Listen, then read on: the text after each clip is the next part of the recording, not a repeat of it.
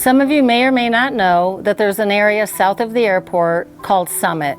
It's also called Dogpatch, and it's known for illegal activity and severe animal cruelty and abuse. Disturbing and heartbreaking discovery in an area known for illegal dumping. 2 malnourished horses abandoned in the desert and left for dead.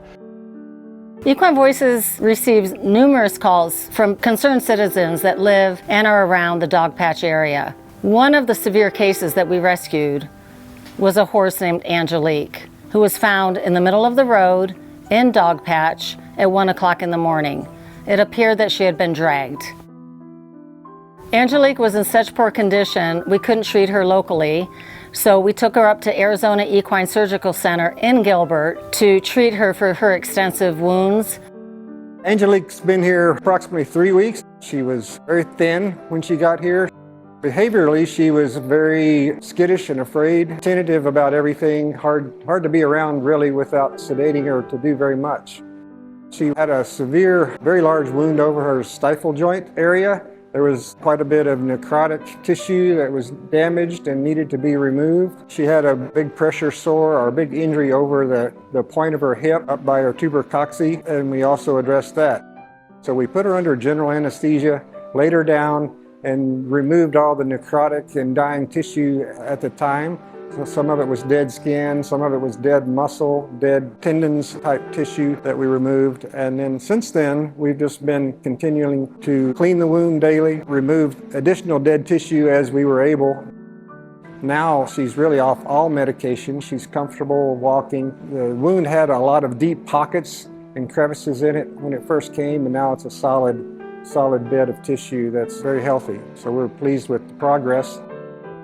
Over her time here, she's calmed down considerably, getting used to being with people, and I think enjoys being here. After 5.5 weeks of being up in Gilbert at the Equine Hospital, Angelique is home. Her leg is healing quite nicely, and we're seeing a big difference in her attitude. I think when she's all healed, she's going to be a handful. She has a lot of energy, and her eyes are so sparkly that it just warms my heart that she's come such a long way. 2 days after we rescued Angelique, we received another phone call about a horse that was in deplorable condition and could barely stand up. Again, this horse that we named Summer Rain came from Dogpatch. After we brought Summer Rain to the sanctuary at 1 o'clock in the morning and the vet came, we determined that she could not be saved. She was in such bad shape from abuse and neglect. We had to make the decision to euthanize her. A few days ago, we received another phone call from a resident in the area of Dogpatch that they found a horse that was emaciated and could barely walk. They put a rope around his neck and got him to their property, and they called law enforcement. They made so many phone calls and finally got our number. We went and picked him up. He was skin and bones. I was willing to do anything to save his life. The vet met my ranch hands at the Circle K parking lot. She realized that there was nothing we could do to save this 2.5-year-old baby, a little stud colt that didn't have a chance. So he was euthanized in the trailer because he could not get up, and he actually died in the vet's arms. So we brought him back to the sanctuary, and now he's buried here at the ranch, and he will never suffer again. Some of the horses we are able to save, like Angelique, and she's doing great. Some of the horses, like Summer Rain and Little Man, we are not able to save. It's tragic and it's unnecessary. Dogpatch is one of the worst areas in Tucson where these sentient beings and these animals are being discarded and abused and neglected just like trash.